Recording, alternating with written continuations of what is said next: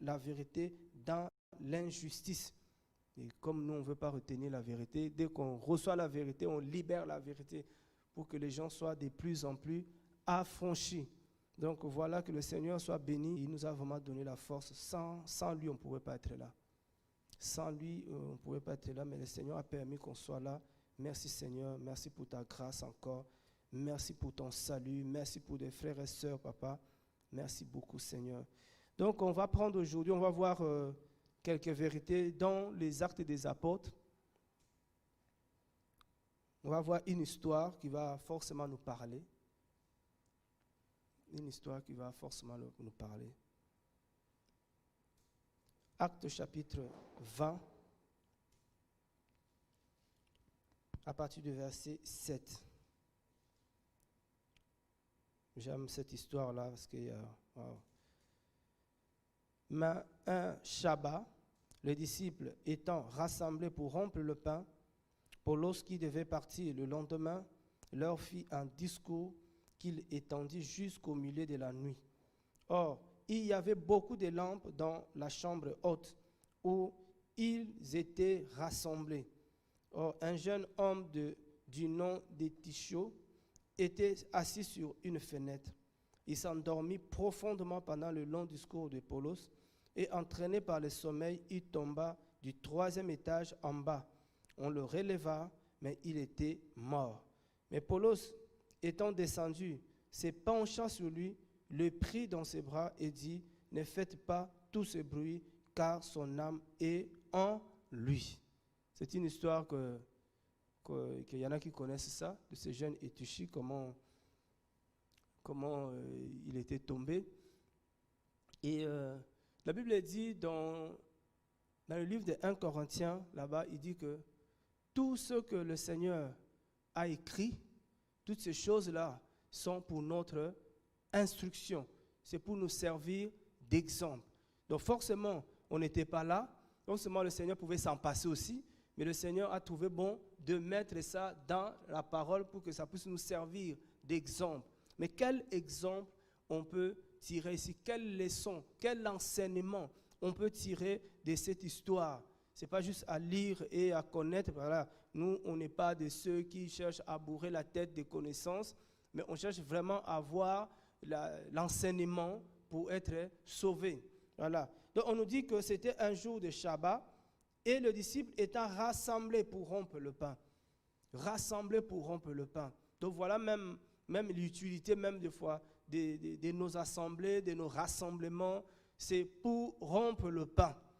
C'est pour ça que partager le pain, c'est vraiment capital. Et nous, on essaye vraiment, tant mieux que mal, on essaye vraiment d'introduire ça dans l'Église, que l'esprit de partage, malheureusement, des fois, quand on dit on va partager, ça va dans tous les sens, excusez-moi, ça va dans tous les sens. Il y en a qui en profitent pour introduire des doctrines pernicieuses. Il y en a qui ont tellement l'esprit de désordre aussi. Dès qu'on donne le micro, l'intention elle est bonne.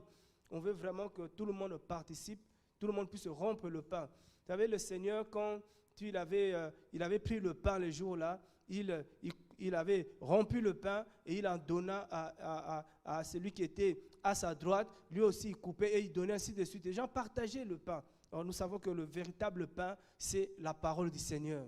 Donc, c'est important que les saints se retrouvent pour partager le pain. C'est devenu aussi tellement rare. Il y a la persécution, c'est vrai. Il y a tellement des occupations. Tout le monde te dit, frère, moi, je n'ai pas le temps. Voilà, je n'ai plus le temps parce qu'il y en a, ils travaillent, mais ils travaillent qui ne trouvent plus le temps de partager la parole, de partager le pain. Or, c'est très important la parole dans la vie d'un chrétien, dans la vie d'un saint. C'est vraiment capital. Qu'est-ce que l'ennemi a fait? L'ennemi a distrait les gens. Il a amené les gens à autre chose. Et c'est vraiment l'image, comme on donne toujours l'image des pharaons. Quand Moïse vient lui voir, lui dit non, il faut laisser les enfants du Seigneur aller célébrer un culte dans le désert. Et quand Moïse a dit ça, il a dit, ces gens-là, peut-être parce qu'ils n'avaient pas beaucoup d'occupation, ils trouvent un temps pour aller célébrer. Donc, qu'est-ce qu'on va faire? On va les occuper. Et je dis toujours à tous les chrétiens de faire très attention aux occupations que nous avons, c'est bien les études, c'est bien le travail, c'est bien la famille, mais on doit avoir l'esprit d'ordre, donc, comme on dit, l'équilibre, pour savoir que chaque chose pour savoir son temps. Et aujourd'hui, on n'a plus le temps de partager la parole. Beaucoup ne partagent plus, parce que nos assemblées sont, et voilà, il n'y a qu'un homme qui peut parler, les autres ne peuvent pas parler, ce qui fait qu'il n'y a plus le partage. On se demande si même, il y en a qui méditent même la parole, qui va à la source pour que le Seigneur puisse leur donner quelque chose, qui ont ce souci-là de dire, mais je vais chercher un pain pour mes frères et sœurs. Voilà. Donc, beaucoup, on est comme les disciples, quand la foule était là, et le Seigneur dit, donnez-leur à manger. Donnez-leur vous-même à manger. Ils ont regardé la foule, ils ont dit, mais ce n'est pas possible qu'on leur donne à manger. Ils sont tellement nombreux. Le nombre qui sont là, comment on peut nourrir cette foule-là? Le Seigneur dit, qu'est-ce que vous avez? Bon, déjà, eux, ils n'avaient rien comme d'habitude. Et il y avait un enfant qui avait ce poisson, qui avait ce pain. Voilà. Et le Seigneur va faire quelque chose. Il va multiplier le pain et le poisson. Et il ne va pas distribuer. C'est ça qui est important dans cette histoire. Ce n'est pas le Seigneur qui va distribuer à la foule. C'est les disciples qui vont distribuer. Donc, il va leur donner. Il dit maintenant, donnez-leur à manger. Or, beaucoup de gens ne vont pas vers le Seigneur pour avoir le pain pour ses frères. Et c'est ça qui est regrettable. Donc, des fois, nos réunions, nos assemblées, des fois, on peut se retrouver à 2, à 3. C'est vrai, on peut parler de certaines choses. Mais à la fin de compte, on va se rendre compte, mais qu'est-ce qu'on a dit même? On a parlé de politique, on a parlé de sport, on a parlé de la vie courante, mais on n'a pas partagé la parole. Et c'est vraiment rare aujourd'hui. Mais on se dit, nous sommes l'église de réveil. C'est ce qui est bizarre quand même. Au lieu de dire église endormie. Alors, la Bible dit qu'il y avait quand même, pendant le jour-là, quand ils étaient dans la chambre haute, voilà, ils étaient là, il y avait un jeune qui était là dans la salle. Je ne sais pas, dans cette chambre haute-là, j'imagine, est-ce qu'il n'y avait pas de place? Pourquoi ce jeune-là, il va se mettre à la fenêtre? Premièrement, il va se placer à la fenêtre. Et c'est ça qu'on ne dénonce pas, mais on alerte les chrétiens. Parce qu'on dit que fenêtre, c'est quoi? Fenêtre, c'est un endroit qui donne en même temps à l'extérieur et à l'intérieur. C'est-à-dire, comme Apocalypse nous dit, un pied dedans, un pied dehors. C'est-à-dire qu'il est là, à un moment donné, il suit les enseignements, et après, ses yeux, ses oreilles aussi sont dehors. C'est-à-dire qu'il n'avait pas de position claire. C'est quelqu'un qui était dans la confusion, dans le mélange.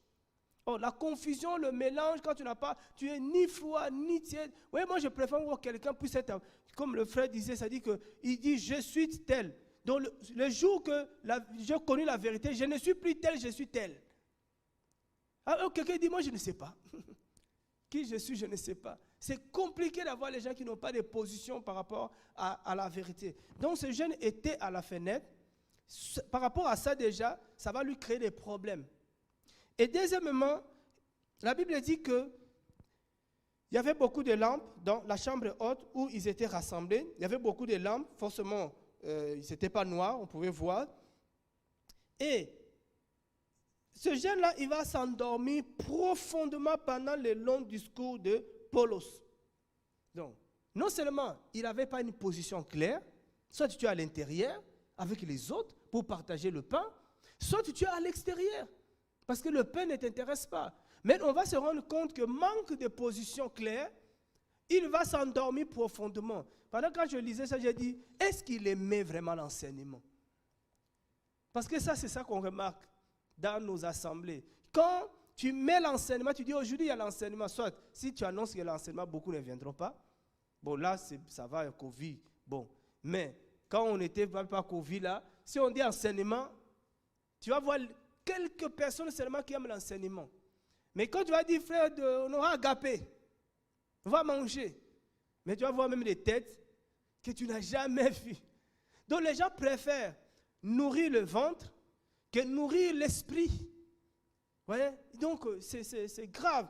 Alors, moi je dis que ces garçons, le jeune garçon, il avait un problème, il n'aimait pas l'enseignement.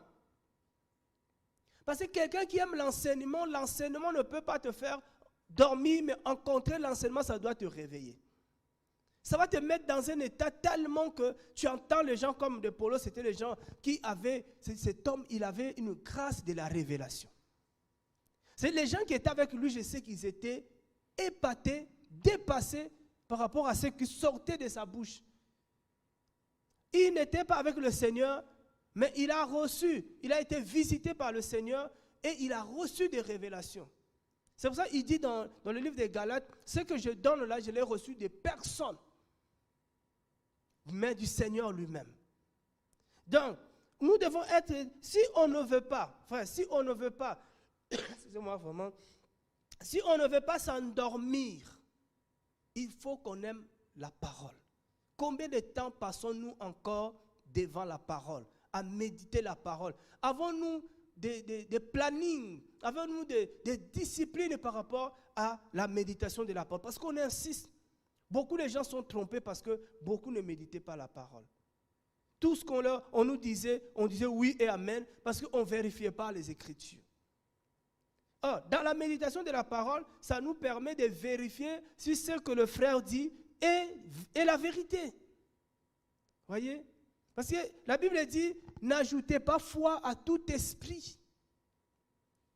Mais éprouvez les esprits, éprouvez les enseignements, éprouvez les apôtres. À un moment, j'étais dans une assemblée, je partageais sur ce verset-là. Le pasteur est venu me voir, il m'a dit, mais si tu continues à dire comme ça, tout le monde va se rebeller. J'ai dit non, j'encourage les gens à vérifier tes enseignements. C'est biblique. Parce que hier, nous, on croyait que quand le pasteur, soi-disant, il donnait l'enseignement, on ne cherchait pas à vérifier. Et quand ce n'est pas la vérité, on ne peut pas aller le voir pour lui dire, frère, ce que tu as enseigné là, c'est une hérésie. Or, nous avons ce droit-là. Apocalypse nous dit, tu as éprouvé ceux qui se disent apôtres, mais qui ne le sont pas, tu les as trouvés des menteurs. Voyez? Donc tout ça, c'est parce que les gens n'aiment pas passer du temps devant la parole. Ce n'est pas facile. Je dis toujours que passer le temps, ce n'est pas facile. Pourquoi? Parce que l'ennemi sait que si tu passes du temps dans la méditation de la parole, tu vas découvrir la vérité. Donc, qu'est-ce qu'il fait? Il veut nous empêcher même d'ouvrir seulement la Bible. C'est un livre, on ne sait pas qu'est-ce qu'il y a dans ces livres-là, mais c'est difficile de prendre la Bible. Difficile. On a dit, c'est vraiment difficile. Mais si tu arrives encore à ouvrir la Bible, à lire même un chapitre, loue le Seigneur. Amen. Donc, il va s'endormir, et la Bible va s'endormir profondément. Profondément.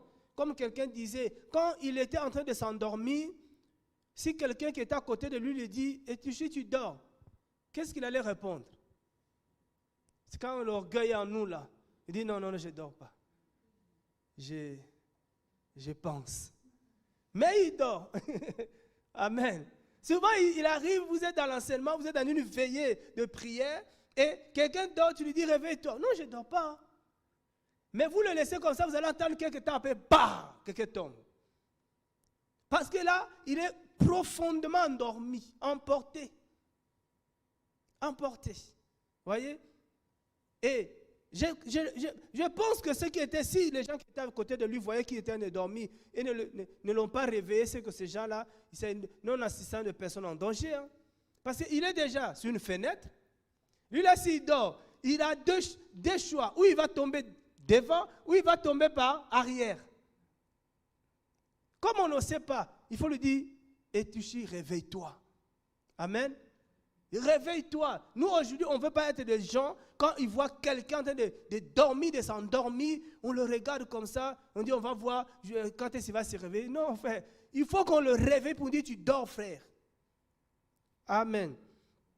Donc, il était profondément endormi pendant l'enseignement de Paulos. Et la Bible dit qu'il tomba du 3e étage jusqu'en bas.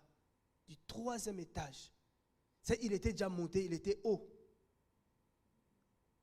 Il était déjà haut. C'est pour ça que la Bible dit que prenez garde, ceux qui sont encore debout, prenez garde des risques d'être tombé. Beaucoup, ils sont debout, je ne sais pas quel étage tu es arrivé. Peut-être dans la foi, tu es déjà monté 3, 4, 5e étage. Mais si tu ne veilles pas, tu peux tomber. C'est-à-dire, on n'a pas cette garantie pour dire que ce n'est pas parce que j'ai 20 ans dans la foi, parce que je prêche la parole, parce que ça fait longtemps que je prie et que je ne tomberai pas. Ce n'est pas une garantie. Tu peux encore tomber du 3e étage. Parce qu'il n'est pas tombé du 1er, du 2e, mais 3e étage. Tu peux encore tomber, après on voit les gens qui tombent après 10 ans, 30 ans de ministère. Ça fait mal, c'est vrai, mais ils tombent. Ils tombent. Et quand ils tombent, il y a des dégâts.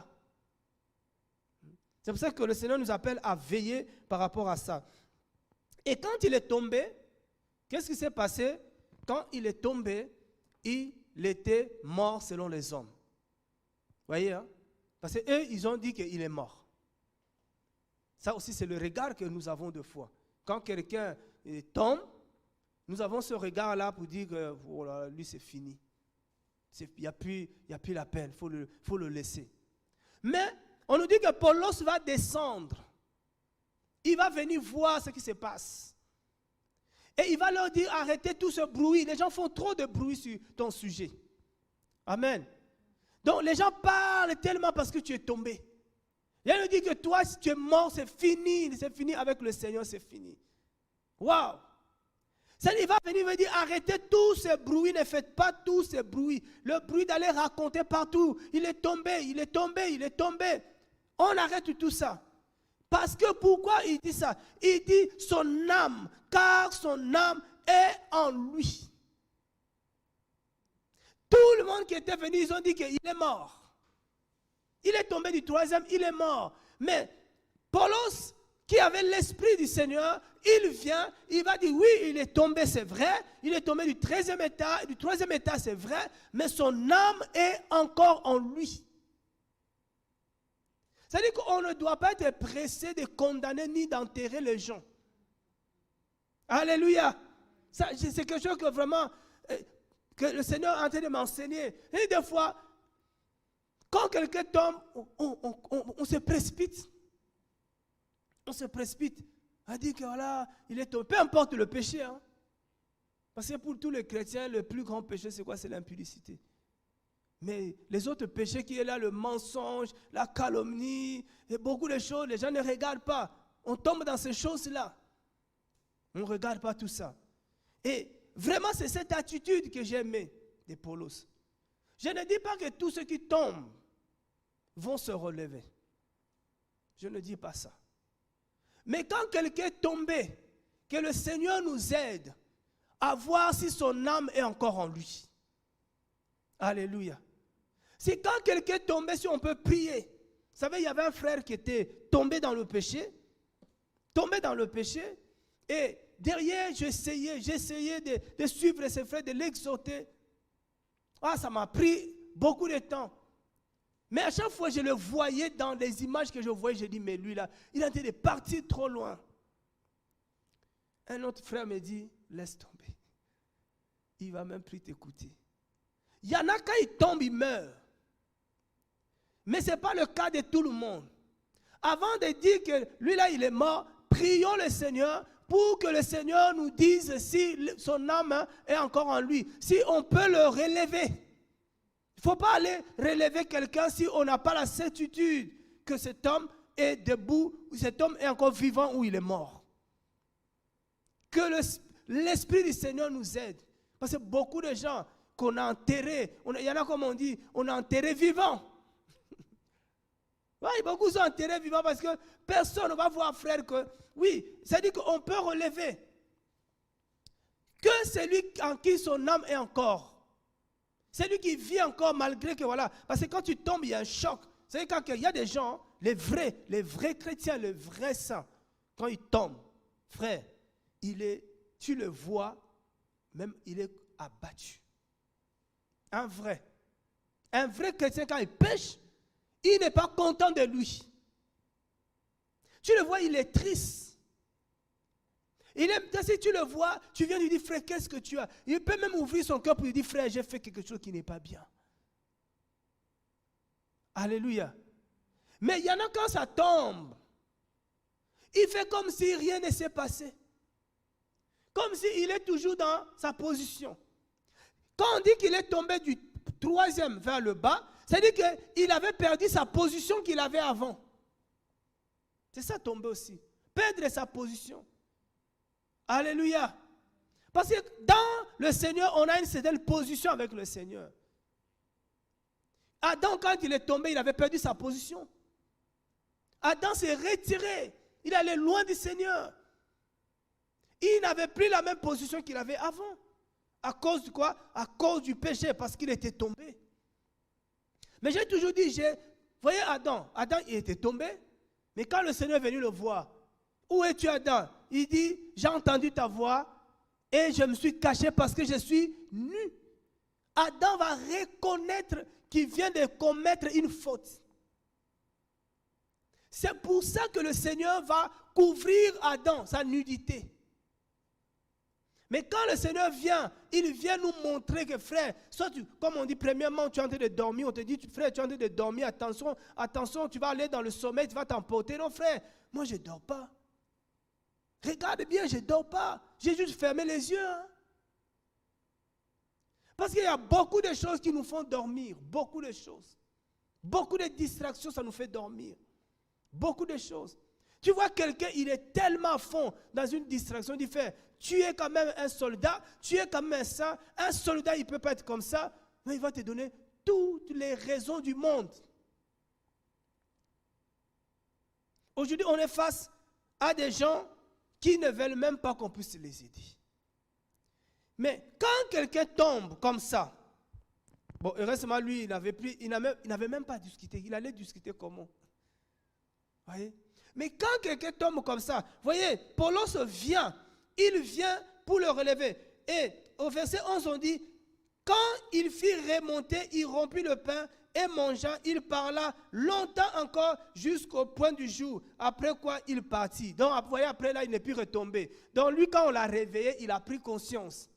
Je ne vais plus me mettre sur la fenêtre, des risques que je tombe, et je vais suivre l'enseignement parce qu'il est reparti pour longtemps encore, Paulos. Ça, c'est des signes. Il y en a, frère, on le voit, quand il y a l'enseignement, ça commence à bailler. Il y en a même ici, là, dès que tu dis Alléluia, lui, il commence à dormir. Il dit, mais lui, il ne dort pas. Toute la nuit, il fait quoi? Il a l'insuffisance du sommeil. Or, comme on pense que le sommeil, non, frère, j'ai des manques de sommeil. Le sommeil, on ne le récupère plus. Hein? Et juste si tu ne dors pas, tu ne vas plus le récupérer. Hein? Le sommeil de jeudi n'est pas le sommeil de vendredi. Alléluia. Souvent, quand on est fatigué comme ça, on dit, frère, j'ai encore des sommeils à récupérer. Tu vas récupérer ça quand? Tu vas récupérer ça quand? Alléluia. Donc, quelqu'un qui est tombé, comme beaucoup, la Bible dit que, c'est pas contradictoire, hein, mais la Bible dit que 7 fois le juste tombera et 7 fois il sera relevé. Le juste peut tomber. Donc, parmi les gens qui tombent, qu'on peut relever, il faut être injuste du Seigneur. Amen. Celui qui n'est pas injuste du Seigneur, s'il tombe, il tombe. Mais le juste du Seigneur, quand il tombe, frère, il se relève. Il prend conscience. Seulement les justes, la Bible dit, c'est qui les justes? Le juste, c'est celui qui pratique la justice. Mais la même Bible dit que il n'y a pas un juste sur la terre. Même pas un. Le seul juste, c'est le Seigneur lui-même. Mais comment nous, on est juste alors? Alléluia. On est juste parce que le Seigneur, le juste est venu habiter en nous. Comme le juste est venu habiter en nous, il a fait de nous des justes. C'est-à-dire que quelqu'un qui n'est pas du tout habité par le Seigneur Yahushua, ce n'est pas un juste. Lui là, il va tomber tout le temps. Il ne pourra plus se relever. C'est-à-dire qu'il nous arrive que quand tu tombes, il y a une force en toi qui va t'aider à revenir. Alléluia. Pour se relever, quand tu tombes comme ça, il faut être un juste du Seigneur. Il faut être un juste du Seigneur. Et la Bible dit dans Éphésiens chapitre 5. La Bible nous dit quoi? Éphésiens chapitre 5. C'est important.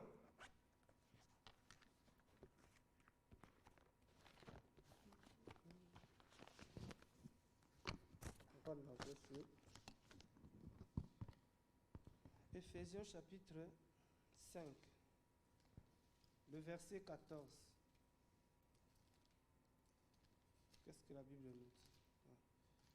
Éphésiens 5, le verset 14, la Bible nous dit: c'est pourquoi il est dit, réveille-toi, toi qui dors, relève-toi d'entre les morts, et le Mashiach t'éclairera. Tomber, on tombera tous. Mais en réalité, comme quelqu'un disait, nous, on ne tombe pas. Et nous, on trébuche. Mais tu vois, quand tu as de trébucher, tu cries, et je tombe. C'est ça la sensation qu'on a. Mais comme celui qui est en nous, il est plus fort, il nous aide à nous relever. Mais il ne nous relève pas comme ça. Il dit très bien ici, il dit, c'est pourquoi il est dit, réveille-toi, toi qui dors, et relève-toi d'entre les morts, et le Mashiach t'éclairera. C'est-à-dire que pour revenir à sa position qu'on avait dans le Seigneur, il faut apprendre, comme on dit, à se relever d'entre les morts. Quelqu'un qui a envie vraiment, là je parle aux saints, aux justes, aux saints, c'est-à-dire que, comme je dis tout à l'heure, les gens qui, quand ils tombent, il est malade, il n'est pas bien, il y en a, ils ne mangent même pas parce qu'il est tombé. Il y a des justes comme ça, il y a des gens comme ça. C'est-à-dire qu'il n'est pas bien dans son état parce qu'il dit non, je ne suis pas dans mon état initial. Je connais ma relation avec le Père et ma relation n'est pas comme elle était avant. Mais quelqu'un comme ça, qu'est-ce qu'il doit faire? Il doit se relever d'entre les morts. On ne peut pas avoir ce sentiment de se relever et en même temps, frère, en même temps, on reste à vivre avec les morts. Ils ne vont pas nous aider. Il faut se séparer. Il faut se retirer. Si vraiment tu as envie de te relever, prends la décision pour dire maintenant, je change, comme on dit, je change de milieu. On ne dit pas de les haïr. Mais mes anciens amis ne sont plus mes amis. Parce qu'ils ne vont pas t'aider. La Bible dit quoi? Les mauvaises compagnies corrompent le bonheur. Merci. Quelqu'un qui veut vraiment se relever, mais tu le vois, il fréquente toujours le même endroit, les mêmes personnes. Et il sait très bien que ce sont ces personnes qui l'entraînent vers le bas. Alléluia. J'ai mis un jour un papa, c'est vraiment, je répète toujours son conseil. Ce papa-là, il m'a dit, mon fils, tu ne veux pas tomber? Si tu ne veux pas tomber, c'est tout simple. Il faut tout faire pour que ta femme soit plus spirituelle que toi. Parce qu'il dit, la femme tire son mari. Il y a beaucoup de frères, qui étaient vrais, mais leur femme les a tirés vers le bas. Des femmes charnelles, les femmes qui ne cherchent pas, comment on dit, le royaume du Seigneur, qui n'ont pas la crainte du Seigneur. C'est-à-dire que cette femme va t'entraîner vers le bas, vers la boue. Mais quand tu as une femme qui aime le Seigneur, elle va t'attirer vers le haut. Quand tu n'arrives plus à prier, elle va t'alerter. Dire, oh, qu'est-ce qui se passe? Tu ne pries plus. Qu'est-ce qui se passe? Il y a quelque chose. Je sens la mort. Vous voyez? Et, oh, je ne comprends pas et je ne vais jamais comprendre quelqu'un qui cherche à se relever, mais qui fréquente le même milieu. Relève-toi d'entre les morts. La Bible dit, laisse les morts enterrer leurs morts. Alléluia. C'est-à-dire qu'il y a des endroits, je ne mettrai plus le pied, parce que cet endroit-là ne m'aide pas à avancer, à me relever dans le Seigneur. Il y en a, ils disent non, moi, à partir d'aujourd'hui, j'ai arrêté, je ne bois plus. D'accord. Mais demain là, un Jean va l'appeler et dit, est-ce qu'on peut se voir là? Il dit, bon, s'il n'y a pas de souci, mais je ne bois plus. Hein? Comme s'il a la force d'arrêter. Dès qu'ils vont dire, oh, ça c'est à toi, non? D'habitude tu bois ça. Non, je ne bois plus. Bon. Aujourd'hui seulement, je veux pas. Wow. Oh, si tu avais dit que tu savais que si je traîne avec encore ces gens-là, je ne vais jamais me relever. C'est une chose que je ne comprends pas aussi. Tu vois, les gens, ils disent très bien, oh, le frère là, c'est un impudique. Le frère là, il est faux. Mais il traîne avec ces frères-là. Nous, on doit apprendre quand quelqu'un ne veut pas donner sa vie au Seigneur. Oui, il est mon prochain, mais il n'est plus mon frère. Non. Alléluia. Mais quand on arrive là, on dit, frère, non, là, vous êtes dur. Là, non, c'est mon prochain parce que le Seigneur l'aime. Moi, je ne peux pas le haïr, mais il n'est plus mon frère. Si tu vas te relever, c'est des conseils que je donne comme ça. Il faut apprendre maintenant comment on dit, à quitter le milieu des morts. Les gens qui n'ont pas la vie, ne plus traîner avec eux. Je vais vers eux. Si je vais leur communiquer la vie. À moins que le Seigneur me met à cœur, il va le voir. Moi, je me suis mis tellement de côté, même par rapport à ma famille. Il y a des cérémonies, il y a des moments que je n'assiste plus. Parce que j'ai trouvé que ces moments-là ne glorifient pas le Seigneur. Il y en a, ça fait même des années, ils sont là en France, mais ils ne m'appellent plus. Ils me disent, lui là, on ne sait pas, il est dans une secte. Une secte. Quand on est là, on combat là, on mène un combat pour la vérité, on nous traite de sectaires, des anti-machia, des anti-christ. Mais en réalité, on sait que si je participe encore à ça, je les encourage dans ce qu'ils font. J'ai montré ma position, je dis, vous ne me verrez pas dans telle ou telle cérémonie. Qu'est-ce que je vais aller faire? Si vraiment, c'est-à-dire que tu ne peux pas nous mentir, tu te mens toi-même. Donc tu dis, j'ai envie de me relever. Mais qu'est-ce que tu fais pour te relever? C'est-à-dire les gens pensent que, même quand on dit que cette fois le juste tombera et cette fois il sera relevé. Mais quand il sera relevé, est-ce qu'on dit cette fois le Seigneur le relèvera? Il se relèvera. C'est-à-dire que quelque part, le Seigneur m'a donné aussi son esprit, sa force pour que je me relève. Le Seigneur me donne les principes. Il dit, voilà, si tu veux te relever, quitte seulement ce milieu-là. C'est difficile, oui, mais quand tu as un intérêt. Vous savez, quand le Seigneur dit à Pierre, le Seigneur, beaucoup de gens se sont retirés de lui. Il s'est tourné vers ceux qui étaient restés. Il dit, mais vous là, pourquoi vous êtes restés? Pourquoi vous n'êtes pas partis comme eux? Pierre dit, à qui d'autre irions-nous? En toi que nous avons les paroles de la vie éternelle. Il avait un intérêt. Quelqu'un qui a un objectif. Le ciel, le royaume. Frère, il n'a pas de choix. Il doit se retirer du milieu des morts.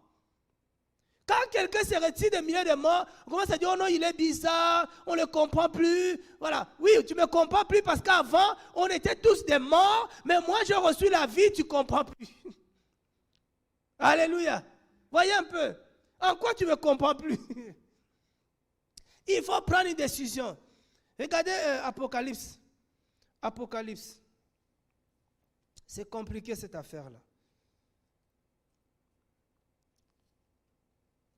Apocalypse chapitre 2.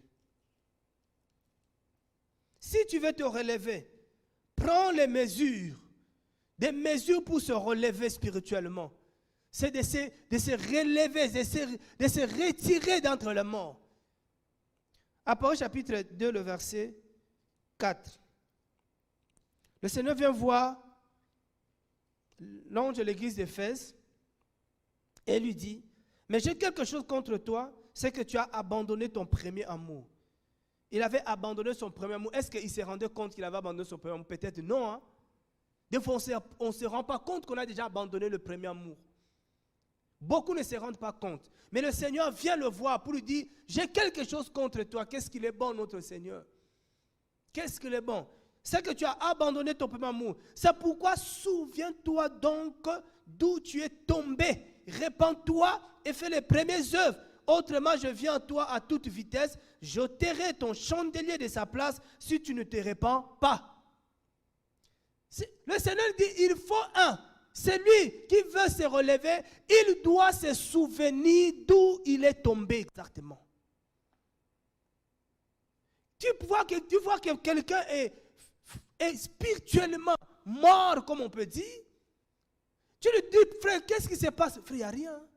Moi, ça va. Oh! Il n'a pas l'esprit pour se souvenir même d'où il est tombé. Quelqu'un qui ne se souvient pas d'où il est tombé ne peut pas se repentir. Il ne peut pas se repentir. Et quelqu'un qui ne se repent pas, il ne peut pas non plus se relever. Alléluia. Il faut se souvenir. Dire, regarde là où j'ai tombé. Là. Donc, à partir d'aujourd'hui, là, c'est fini. C'est là. C'est aussi simple et humble. Le Seigneur nous met devant le fait. Je sais où je suis tombé. Je dois être conscient. À quel moment j'ai lâché. À quel moment, frère, j'ai abandonné. Il faut se souvenir. C'est lui qui va se relever. C'est-à-dire c'est quelqu'un qui s'examine. Même la Bible nous dit qu'il faut s'examiner tous les jours pour savoir si nous sommes encore dans la foi. 2 Corinthiens 13, 5. Il faut qu'on s'examine pour savoir si nous sommes toujours dans la foi. Enfin, dans le temps où nous sommes en train de traverser là, il faut tout le temps s'examiner. Tout le temps s'examiner. Est-ce que je suis toujours dans la foi? Est-ce que je ne suis pas déjà tombé quelque part? Est-ce que je n'ai pas perdu ma position que j'avais avant? Celui qui reconnaît comme ça, il va se relever. Parce qu'il recherche son salut, la vie éternelle. Alléluia. Tu as les vrais saints, les vrais, des fois tu es là, tu t'inquiètes, tu dis, ah, est-ce que vraiment le Seigneur est avec moi? Moi, je préfère quelqu'un qui s'inquiète comme ça. Quelqu'un qui dit que, de toutes les façons, moi, je sais que le Seigneur est avec moi. Moi, il m'arrive souvent à m'inquiéter. Est-ce que tu es toujours là? Et le Seigneur, s'il voit que je m'inquiète trop, il va faire un signe. Il va venir me confirmer, oui, je suis toujours avec toi. Parce que si le Seigneur n'est pas avec moi, il faut que je recherche le Seigneur. Alléluia. Il m'est arrivé dans le passé, frère. J'étais tombé dans le passé. J'ai prié. À un moment donné, frère, je suis tombé. J'étais étudiant à l'université. J'ai travaillé. Mais j'avais beaucoup d'occupations. Étudiant, je travaillais pour papa, je travaillais pour maman. Quand j'arrivais à la maison, frère, j'avais des programmes, mais j'étais débordé. Et tout ça, ça m'a commencé à m'éloigner de ce que je faisais avant. L'intercession. Je ne faisais plus. Petit à petit, j'ai glissé. Et comme j'avais une certaine responsabilité, donc j'ai gardé l'argent et j'ai commencé à me rendre compte que quelqu'un vole l'argent que je garde. Mais je n'arrivais pas à mettre la main sur cette personne-là. J'ai dit, waouh, il y a un problème. J'ai pris cet argent, j'ai donné à ma petite soeur, j'ai dit, toi, commence à garder l'argent des parents.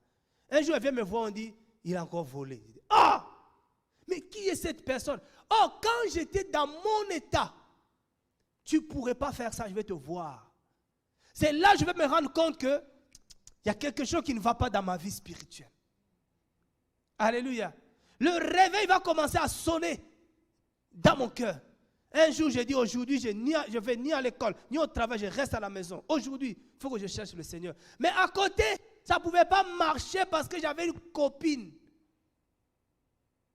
Et je sens dans mon cœur, il faut que je l'appelle, je dis, viens. Elle était contente.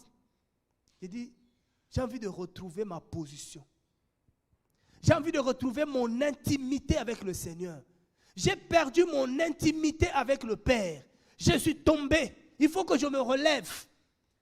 À condition que toi, tu t'éloignes de moi. Je lui ai dit carrément. J'ai dit, éloigne-toi de moi. Et elle a accepté. Elle n'a pas pleuré. Elle a accepté. Entre parenthèses, oh, il y a un temps comme ça. Un temps comme ça, on était vraiment des gamins comme ça. Quand je commençais vraiment à prier, j'avais aussi une copine. Hein. Mais dès que je commençais à prier, j'ai dit, je ne vais plus te voir. Je vais vraiment me consacrer au Seigneur. Elle me dit, et moi? Voilà, elle avait réagi comme ça. J'ai dit, mais toi, tu as un problème. Je vais me consacrer au Seigneur. Et toi, qu'est-ce que je vais faire de toi? Maintenant, avec le temps, ça m'a rattrapé. Donc, je trouve encore une autre copine. Mais elle, quand je lui dis, éloigne-toi de moi, parce que je lui ai fait une promesse. Si vraiment tu t'éloignes de moi, si tu es la femme de ma vie, on va se marier. Mais si tu ne t'éloignes pas, c'est fini. Quand elle a accepté, je suis entré dans ma chambre. J'ai commencé à prier le Seigneur. Je ne sais pas l'heure, je ne peux pas vous dire l'heure. Mais j'ai commencé à chercher le Seigneur. J'ai senti que le Seigneur n'était pas avec moi. J'ai renoncé d'abord à ça. J'ai renoncé à cette impudicité. J'ai renoncé comment, Seigneur, ça c'est fini. Ça c'est fini, ça c'est fini. Je vous dis, vers 23h avant minuit, je sens la présence du Seigneur m'environner. Waouh, j'ai dit, waouh, le Seigneur est là. Frère, je ne sais pas comment les gens vivent sans le Seigneur. Quand tu sens qu'il y a un problème, tu commences à perdre cette intimité, cette présence du Seigneur. Non, le vrai, ils vont chercher le Seigneur. Le lendemain, quand le Seigneur est revenu à moi, le lendemain, j'ai dit, bon, aujourd'hui aussi, je ne pars pas au travail. Je reste à la maison. C'est le jour-là que j'ai attrapé le voleur. Je ne sais pas comment le gars avait fait, il avait multiplié les clés. Mais le jour-là, sa clé qui entre, qui ouvre, et entrer, ça ne pouvait pas ouvrir. Il ne pouvait pas non plus retirer. Mais quand il entend que je remontais, je revenais dans ma chambre, il a fui, il a laissé la clé. Quand je vois, tu vois la porte en train de se battre, pas. On dit, oh, quelqu'un est entré. Je regarde bien, je dis, oh, il y a la clé là. Je regarde ma clé, je regarde la clé, je dis, ah, j'ai attrapé le voleur. C'est quand je retrouvais mon intimité avec le Seigneur. Il n'y a pas plus beau, il n'y a pas plus meilleur que avoir le Seigneur avec toi. C'est-à-dire que le Seigneur n'est pas en train aujourd'hui de nous condamner parce qu'on est tombé. Mais le message du Seigneur, il dit qu'il faut que tu te relèves, toi qui es tombé. Et le Seigneur, il va t'éclairer. Le Seigneur ne peut pas nous éclairer quand nous sommes tombés. Il y en a, ils ne font rien. Ils sont dans un état tombé. Ils sont dans un état de mort spirituelle. Mais ils veulent que le Seigneur les éclaire. Frère, je cherche à comprendre. Comment tu vas comprendre ça? Regarde ton état.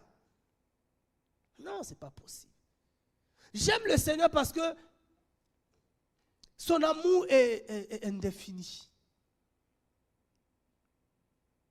Alléluia. Quelqu'un qui veut vraiment se relever, frère, il va se retirer d'entre les morts. Quelqu'un qui veut se relever, il va se souvenir d'où il est tombé et il va se repentir. Quelqu'un qui refuse de se repentir, il va rester endormi. C'est malheur à nous si le Seigneur vient nous trouver endormis, parce qu'on ne s'est pas relevé. Ecclésiaste 4. Oh Seigneur, merci. Moi, j'ai envie vraiment de me relever. Comme un vaillant là. Encore, vaut mieux se relever et aller plus haut.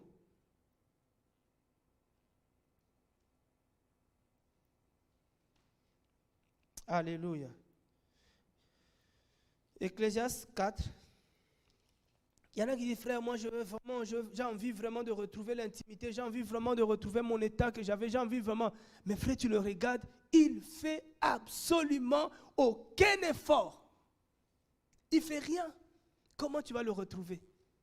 Comment? Dans Ecclésiaste chapitre 4, le verset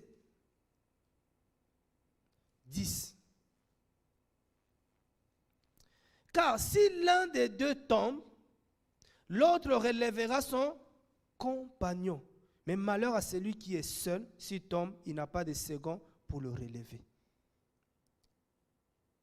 Ecclésiaste 4, 10. Donc, quelqu'un qui veut se relever, il doit avoir, comme je l'ai dit tout à l'heure, il doit avoir un bon compagnon.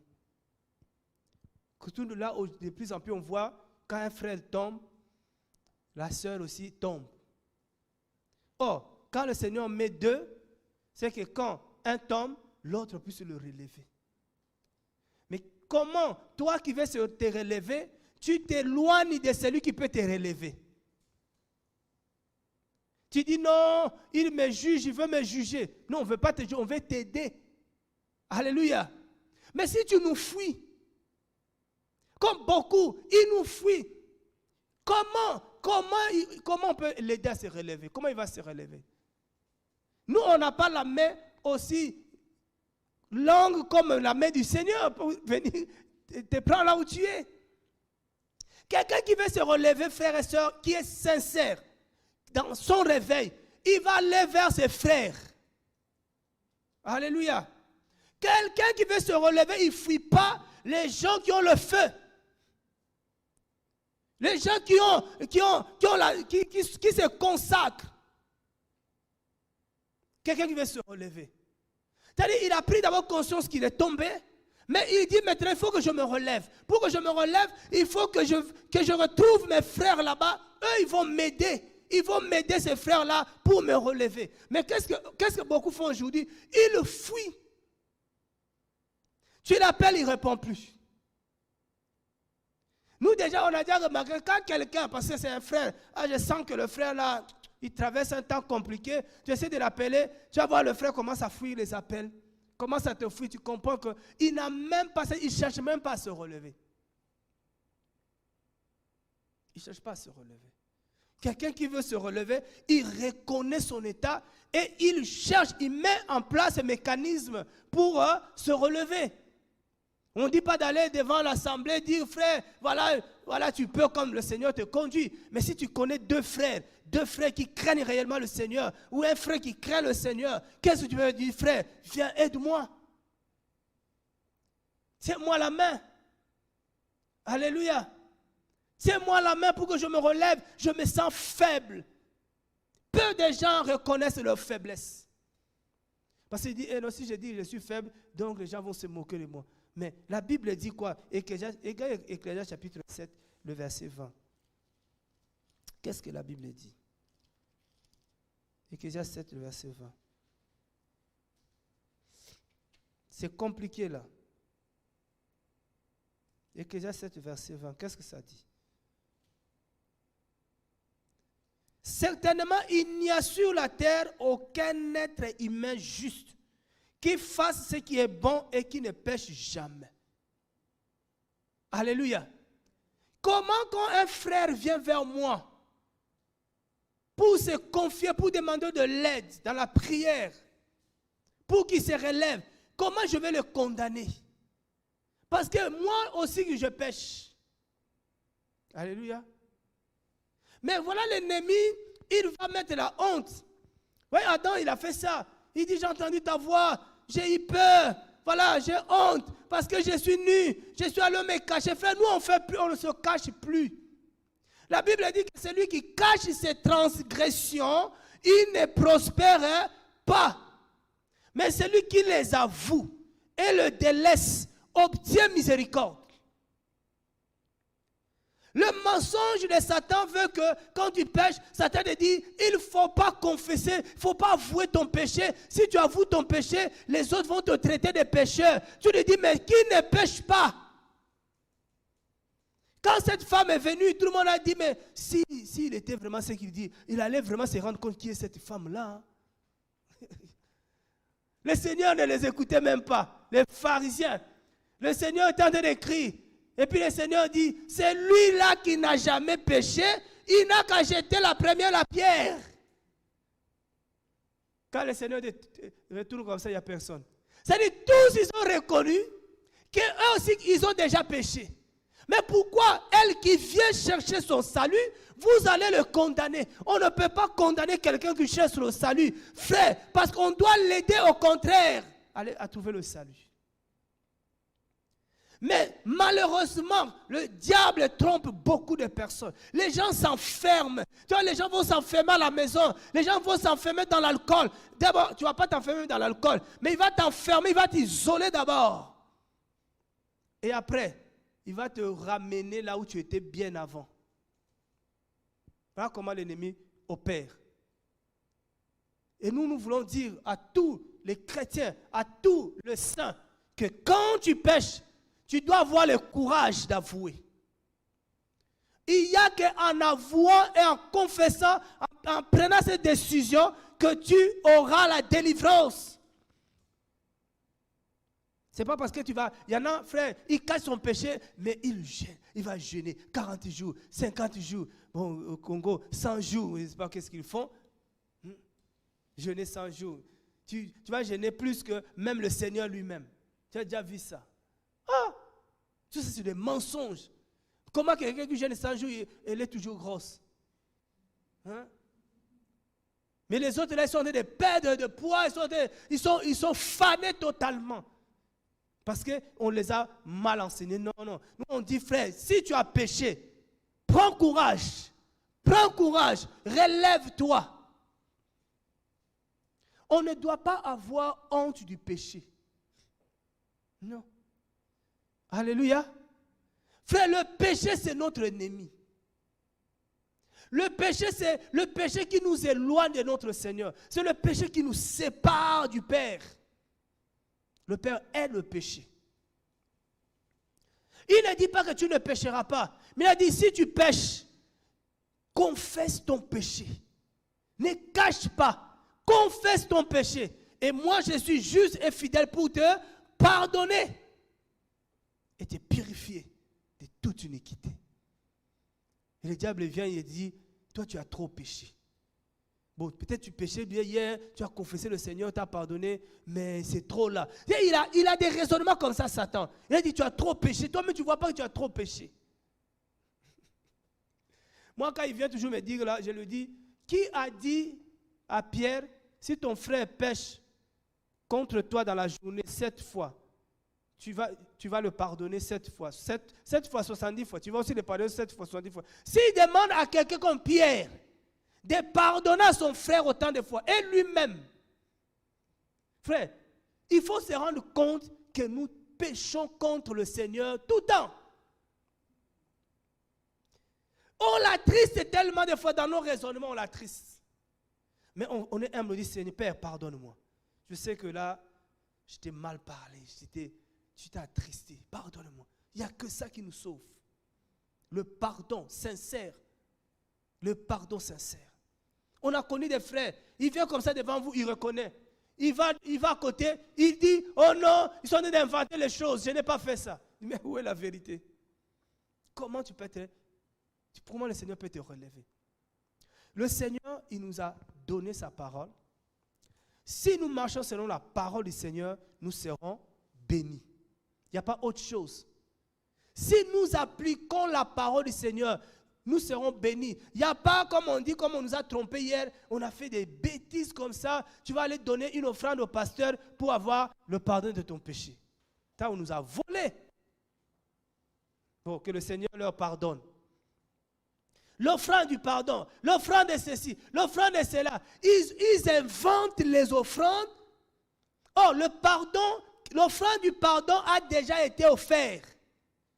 Le Seigneur a déjà fait cette offrande une fois pour toutes.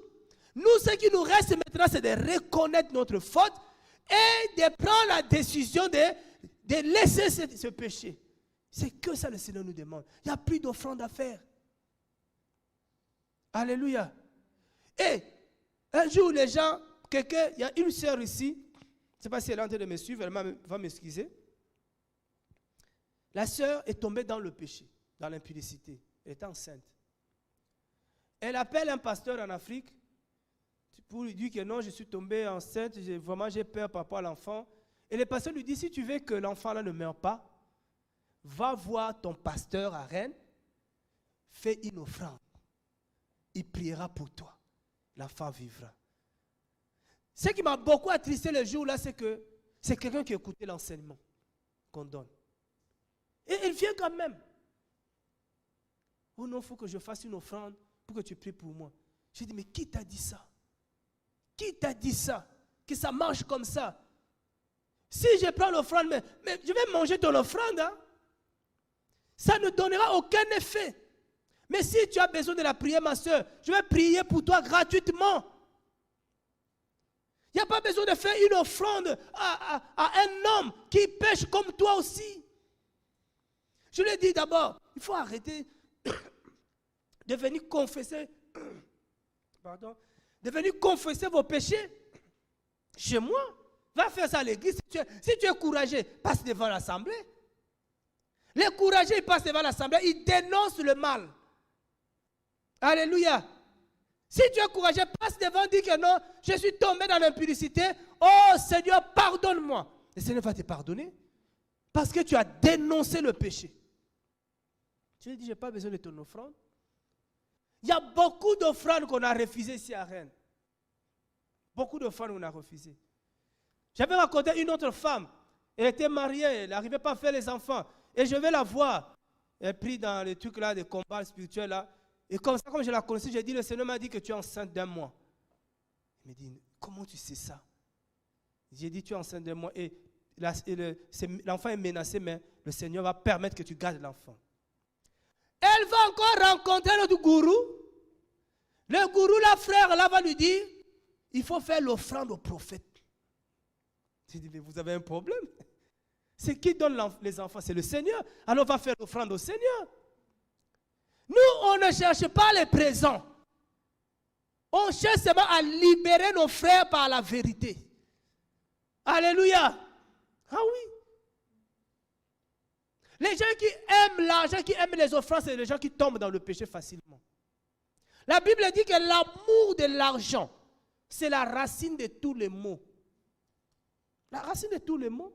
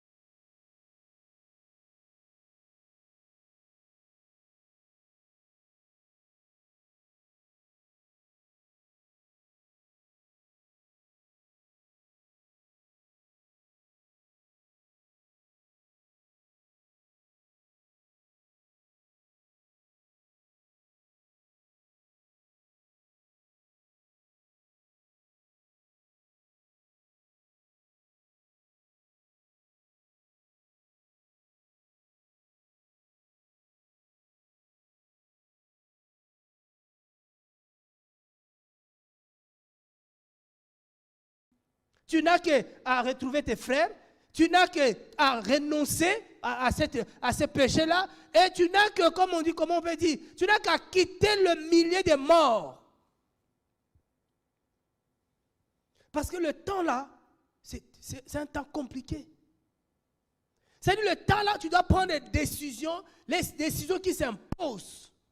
Ça va peut-être nous coûter. Parce qu'on veut le ciel. On veut voir le Seigneur. Il y a un prix à payer pour voir le royaume de Dieu. Il y a un prix à payer. On ne va pas aller au ciel gratuitement comme ça. Tu ne fais rien, voilà, tu ne fais aucun effort, tu vas te retrouver au ciel. Le Seigneur veut, il voit, même si par toi-même tu n'arriveras pas. Mais le Seigneur, il veut voir cette disposition des cœurs. Le cœur qui désire. Le cœur qui veut. Le cœur qui veut la vie éternelle. Alléluia. Le réveil, c'est possible. Celui qui était profondément endormi, peut-être son âme est encore en lui. Il y a encore la vie en lui. Il suffit seulement qu'on le relève. Et vous allez voir comment Paulos a opéré. Paulos l'a pris vraiment avec lui. Il a fait la même chose que Élisa avait fait. Oh, nous, dès que quelqu'un tombe, la première des choses, hey, on fuit. Il y a des gens qui ont juste besoin. Il y a des gens qui ont besoin de nous. Ceux qui n'ont pas besoin de nous, qui nous fuient, on ne peut rien faire. Mais ceux qui ont besoin de nous, ils viennent vers nous, on le prend dans le bras. On les aide. Alléluia. Alléluia. Mais que le Seigneur seul nous amène vers ces gens-là. Et c'est là où il dit les brebis égarées de la maison d'Israël. Il y a des gens qui cherchent le Seigneur. Franchement, il y a des gens, ça dit que croire au Seigneur, ce n'est pas donner à tout le monde. Sortir quelque part, on était quelque part de l'Égypte là, et sortir de l'Égypte, frère, ça c'est le Seigneur qui le fait. Moi, je suis né catholique, comme je dis, né catholique, grandi catholique, mais à un moment donné, des clics, pas. D'abord, déjà, j'étais un aventurier catholique, moi. Moi, j'allais à l'église pour la communion, la Sainte Seine, pour manger, la chorale et les devoirs de l'école. C'est comme c'est l'école catholique, lundi, vous avez la religion. C'est sur ce qu'on a dit à l'église. Nous, on savait comme en Afrique, c'est facile en Afrique. On met tous les versets sur un tableau. Nous, on copie, puis je rentre chez moi. Des aventuriers catholiques. Mais un jour, un déclic, quelque chose s'est passé. J'ai dit, mais qu'est-ce que je suis en train de perdre mon temps. Mais quand je faisais ça, est-ce que je faisais mal au prêtre? Mais je me faisais mal à moi-même. Mais le Seigneur, maintenant, le jour-là, il m'a touché. Il a dit, maintenant, tu vas me servir. Tu vas me suivre, moi, la parole, la vérité. Tu ne vas plus suivre une religion. Tu ne vas plus suivre les hommes, mais c'est moi que tu vas suivre. C'est pour ça qu'à Rennes, comme ça, la vision que j'ai eue à Rennes, et j'ai vu tous les sorciers de Rennes me poursuivre. Je me suis échappé, je suis monté dans un arbre. Alors, et en bas, il bougeait l'arbre, pour que je tombe. J'ai vu un musulman qui est venu m'aider. Ouais, un musulman est venu m'aider. Mais il n'a pas aidé comme il faut. Il m'a dit, c'est la solution. Pour que les sorciers là arrêtent de t'embêter, il faut que tu renonces à la vérité. Voilà la proposition de Youssef. Je lui ai dit, je ne peux pas renoncer à la vérité, ce n'est pas possible. Il a dit, si tu ne renonces pas, ils ne vont pas te laisser tranquille. J'ai dit, ce n'est pas grave. Mais celui qui est avec moi, il est plus fort que celui qui est dans le monde. À chaque combat, je suis le plus que vainqueur. Les attaques arrivent, oui, regarde, il y a des combats. Mais à la fin de ces combats-là, quand c'est 12e rang, c'est moi qui gagne. L'adversaire est par terre. Alléluia.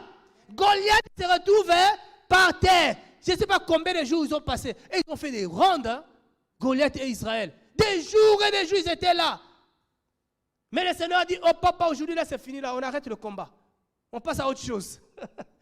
Il y a un jour, le Seigneur va dire, c'est fini le combat, on passe à autre chose. On ne peut pas rester dans un combat éternellement. Il a dit, David, va là-bas, va le mettre par terre. Pas, Goliath est tombé. C'est ça le Seigneur. Mais il a besoin de gens sincères. Le Seigneur cherche les gens qui sont sincères. Les gens, il ne cherche pas les gens qui ne pêchent pas. Il sait que tu pêches. On pêche, tu vas pêcher. Tu vas trébucher. Pas pratiquer le péché. On ne vit pas, un chrétien, il ne vit pas dans le péché parce qu'il est saint. Mais il arrive à trébucher, à faire des erreurs. Mais dès qu'il fait, l'esprit en lui, il dit, aïe, aïe, aïe, c'est pas bon là, tu ne dors pas, des fois tu as des palpitations, mal au cœur, comme si je suis malade. Là tu dis, Seigneur, pardonne-moi. Des fois quand je parle même comme ça, si le Seigneur voit que ce que je viens d'ajouter n'est pas bon, il me fait signe. Qu'il arrête de parler. Et tu arrêtes de parler. Si tu continues, il n'est plus avec toi. Alléluia. C'est pour ça qu'on ne peut pas préparer le message. Parce que toi, tu prépares ton message là. Quand tu arrives ici, lui, il dit, bon, de toute façon, ce n'est pas toi qui parles. C'est le frère Marcus qui va parler. Donc, toi, assis-toi. Tu as fait quoi? Frère, oh Seigneur, mais moi, j'ai préparé. Tu vois, j'ai mis costume, cravate. Il a dit, tu vas rester avec costume, cravate là. J'ai choisi quelqu'un d'autre qui va se soumettre à l'esprit. La Bible dit, soumettez-vous au Seigneur et l'ennemi fuira loin de vous. C'est comme ça que la Bible marche.